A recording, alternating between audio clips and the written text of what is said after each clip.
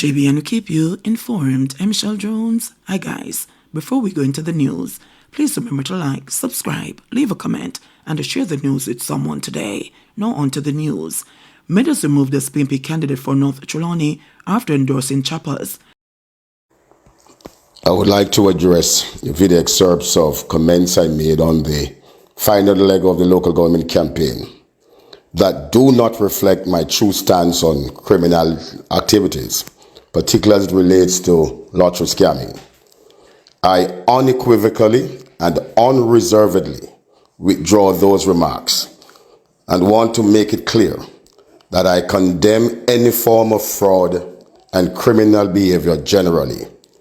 It was a thoughtless, irresponsible, and unwise response to the deluge of money that was being corruptly spent in the Trelawney campaign by our opponents, targeting that very cohort. I am fully committed to upholding the law and collaborating with law enforcement to prevent crime in all its manifestations, which I often do. I sincerely apologize foremost to the Jamaican people. Secondly, I apologize to Comrade Leader Mark Golding and the general PNP leadership. But more importantly, I apologize to all of my supporters and well-wishers in North Trelawney for the offense caused by my inappropriate comments. They know me, they know what I stand for. I pledge to exercise greater responsibility hereon moving forward. God bless you.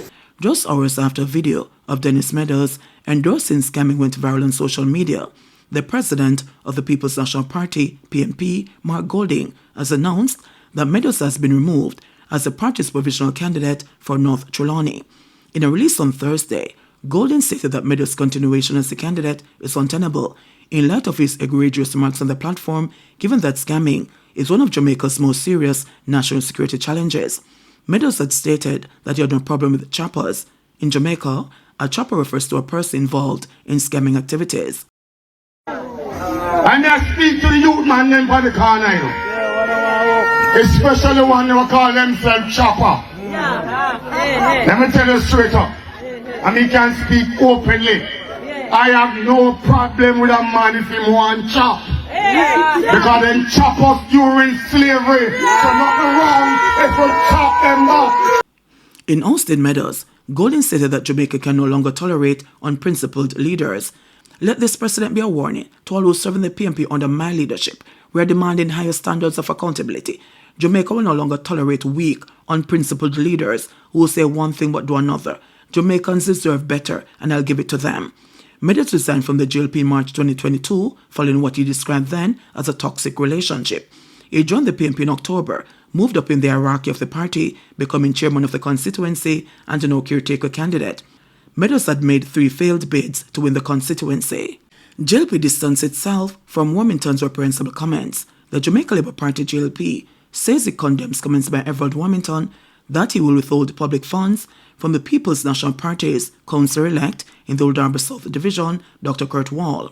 Mr. Warmington's comments are reprehensible and it does not represent the views of the Jamaica Labour Party or its leadership, the JLP said in a media release. It also said it distanced itself from the suggestion of political victimization within constituencies. At the core of our organization, we espouse the principles of equal rights and justice, and any suggestion that the democratically elected councillor will be victimized must be rebuffed, the JLP said. Warmington made the comments following Monday's local government elections. They can't put away when they call it TikTok or so and say what they do. That may not be the councillor, but he will spend every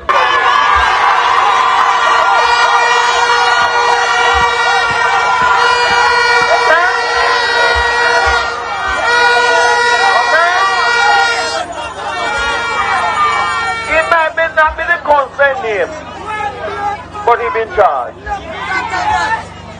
Right now, I intend to put personal location down there. Extra location. Be sure them who's in charge. Big and large. Brass ride alone. The PNP has called for Wilmington to be fired from the cabinet. The private sector organization of Jamaica has called for decisive action to be taken against him by the political ombudsman. However, news has emerged that Wilmington has submitted his resignation following a meeting earlier today with Prime Minister Andrew Holness. I thanked him for his service in that capacity, and Minister Wilmington expressed his gratitude for the opportunity to serve, Holness said. Mechanic gunned down at work in Ocho Rios. A mechanic was gunned down in Ocho Rios, Centon on Wednesday evening.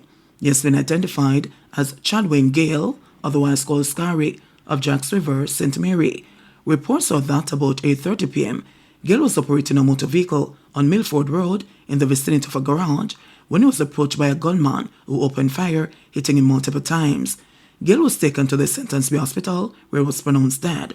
The St. Anne police are appealing to anyone with information that can assist with the investigation to contact them. At least 10 murders have been recorded in St. Anne since the start of the year. 15-year-old among 4 arrested for setting fire to a state church in St. Anne.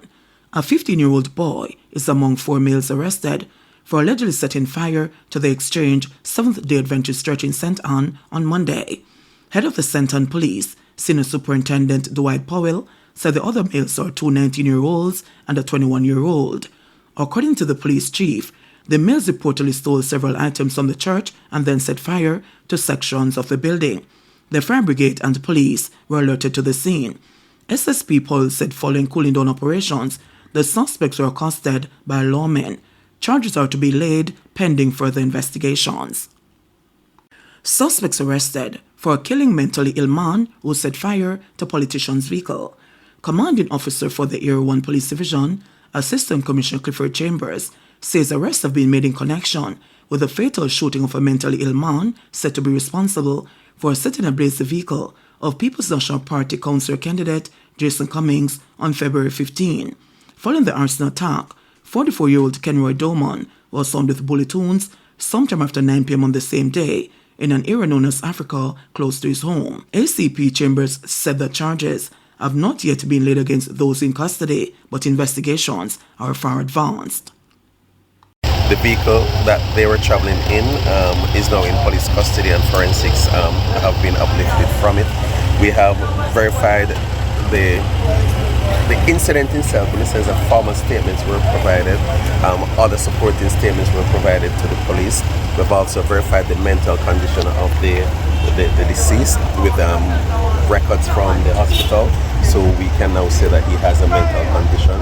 Yes, we know the owner of the vehicle. Can't reveal the owner at this stage because investigators are yet to give us some affirmation whether or not those persons are involved, because they're looking at 2 or more persons being involved in that criminal act, and as such we can't reveal the name of the persons.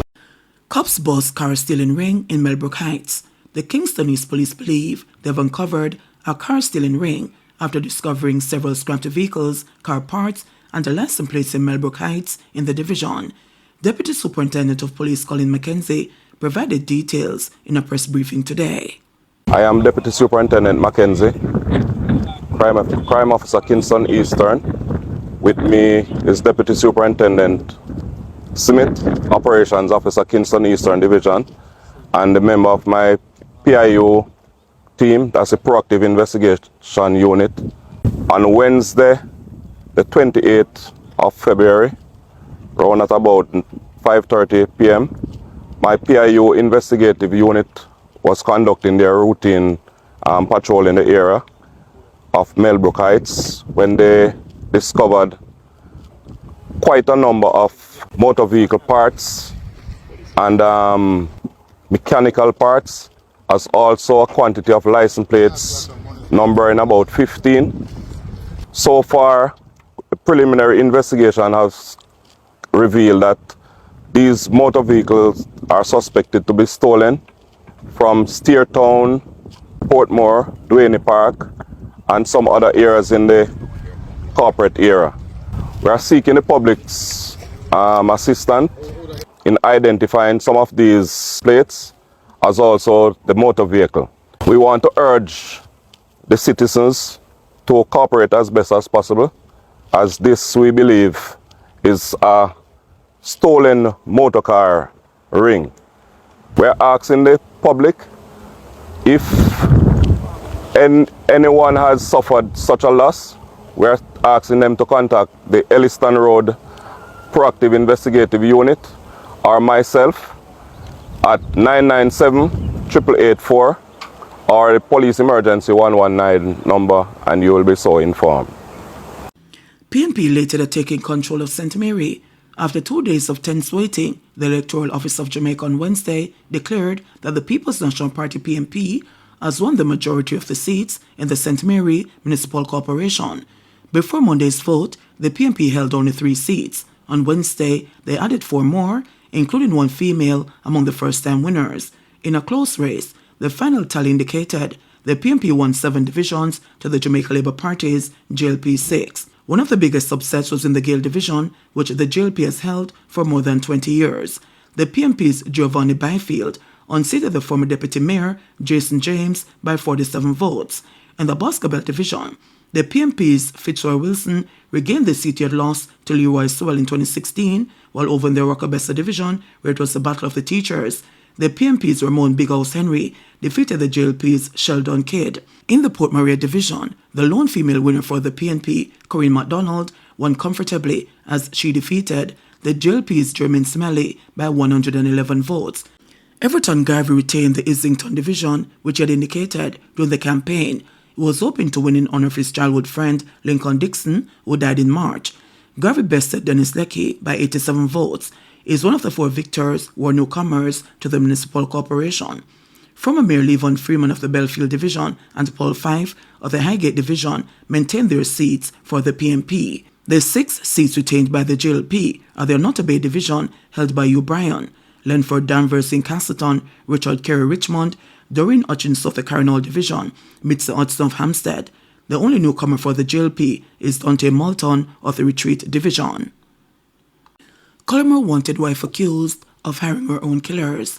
A claim has been made that Omar Collymore approached one of his wife's killers in jail and told him to tell the court that it was his wife who had ordered a hit on him, but it backfired, resulting in her death. The shocking revelation was made by former gangster Wade Blackwood, who in March 2021 pleaded guilty to the shooting deaths of 32-year-old businesswoman Simone Campbell Collymore and the taxi driver Winston Walters, 36. The 2 were shot and killed outside the gate of the businesswoman's Forest Ridge apartment in Red Hills, St. Andrew, on June 2, 2018, by 2 men who were captured on camera. Blackwood, who is currently serving 2 life sentences and will be eligible for parole after 20 years, testified yesterday that Collymore tried to influence him to lie after he told him that he was going to plead guilty. Him tell me must play like that, meaning I go tell me how me must plead. Him tell me so me go court, me must tell the judge or the court, so him wife pay me fi kill him and it turned the next way, Blackwood recalled. Asked by the prosecutor what he meant, he answered that him wife pay me fi kill him and the deal never went well and me turn around and kill her. Was that how it go? The prosecutor asked. No, miss, Blackwood said emphatically. He further shared that he had never spoken to Campbell Collymore. Blackwood was initially charged with Collymore, Michael Adams, Dwayne Pink, and the Shaquille Edwards of the double murder, but pleaded guilty. According to the murder convict turned prosecution witness, Collymore had also approached him earlier and told him that he was going to pay him for the murder. Collymore reportedly promised him a truck to put in his father's business. Early in the trial, Blackwood was seen clearly in a video recording, shooting into the front passenger window of the taxi in which Campbell Collymore was traveling, said that the man who forced him to do the killing and who was the second shooter told him he was being paid $2 million. Blackwood received a life sentence after confessing his guilt and accepted a plea deal with prosecutors to turn on his partners in crime for a reduced sentence. I fired those shots into the vehicle because me never have any choice. Me have a brother who was in the unruly gang. The gang operates on Brook Valley in Adwene Park. My brother get catch with a gun and go to prison because of it. Sometime before the murder, Jim, who was the leader of the gang, come to me and said my brother get catch with him gun and me have to pay for it. Me have to murder somebody to claim my brother's death. When Jim said this, Michael Adams was right there beside Jim. Jim said, you not get $2 million, but me not get any because of my brother's death. Blackwood told the Home Circuit Court on Wednesday. He later shared that he was informed while in prison that the police had killed Jim. Jim said, if me don't do it, him go kill me, my mother or a family member. I don't ever get the chance to say anything. Adams told Jim that the lady half dead, else him can't get the money. This conversation took place in a Brook Valley, behind K building at the middle of the scheme, Blackwood said. Blackwood told the court that Adams withdrew from the conversation and went for a motor vehicle which he drove close to where the conversation was taking place. Dwayne Pink and the next guy in the vehicle, but I don't know the next guy. I know Mr. Pink from 2014, just like Mr. Adams. Them can link Leaford and the Unruly Gang. So when Adams drive up, Jim come and give me a gun. It was a Glock 26, which was the same gun I was using in the video of the shooting. The conversation I'm telling you about was on a different day from the day of the shooting. He just give me the Glock and say, today them all kill the lady. Blackwood testified. Jim get a next car, a white car, skinny man, ride a bike come over to where we stand up, and then Adams get a phone call. Pink and the next man come over to where me, Jim, Adams and skinny man there. Me or Adams answer the phone, but I don't know who was on it. Him said the man who give him the contract to kill the lady, so he must drive out, come up at the yard now, because the lady soon leave out. Pink and the other guy going in the car, and Adams tell Jim to wait for a call, because he go up at the yard now. Blackwood said they were waiting until Jim received the call. He said that when Jim got the call, he drove out in a car, while Skinny Man and himself traveled on a motorcycle, and they trailed the taxi someone was traveling in. However, the mission was aborted because Blackwood, who claimed he had never killed before, got nervous. Me looking at the car and something come over me. I mean, imagine, what if this was my mother? So me tell Skinny Man that we have to go back to Brook Valley, Blackwood told the court. Blackwood said further that when he brought the news to Jim and the other men of the failed mission, he came under pressure. Me tell Jim that I didn't do it. Adams get upset and said if the lady don't dead today, you can't get no money. And then Jim started telling me over and over again that he was going to kill my mother, me or somebody else in my family. Adams and him continue cussing and talking, and then Jim tell him so they do it the following day. The witness said that on January 2, 2018, the following day, was in the company of Adams and Pink when Adams received a phone call. I don't hear what the other person said, but Adams said, yes, we're going to drive out now. After that, he said the man will give him the contract, so he must come now, because the lady soon leave out to go home. Adams drive out with Pink and the next guy, and him tell Jim to wait until he call him before he drive out. Jim calls somebody else on the next bike. Jim and I were the shooters in the incident. When Jim get the phone call, him never speak. When him hang up, him say, come we are move out now. Only Jim was armed at that time, and they have 2 guns. Him take the same Glock from the previous year and give it to me, he said. The guns he added belonged to Jim, noting that the Glock was loaded with about 8 rounds. They then drove to the apartment complex to carry out their deadly mission. We see the car stop at the gate. A security guard was to let them in. Jim come off of the bike and start firing side of the car. Me go to the left-hand side of the car and fire.